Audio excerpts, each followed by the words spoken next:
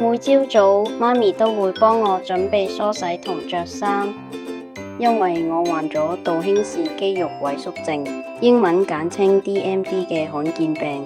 我哋肌肉變得無力，需要用輪椅代步。未有電動輪椅之前，我唔係好想出街，因為驚爸爸媽咪推住我會辛苦。不過媽咪鼓勵我放膽嘗試做唔同嘅嘢，亦要勤力做鍛煉，維持肌肉力量。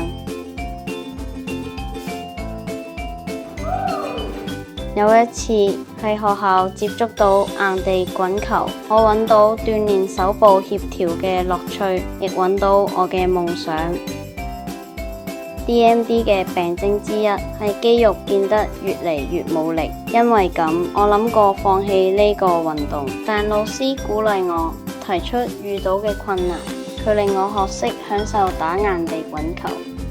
老師亦陪住我做訓練，令到我對自己越嚟越有信心，學識永不放棄嘅精神。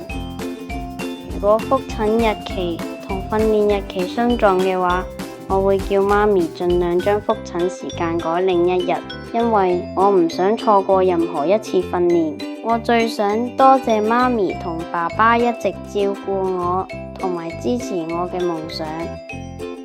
患罕見病嘅人一樣可以追尋夢想，只要肯努力。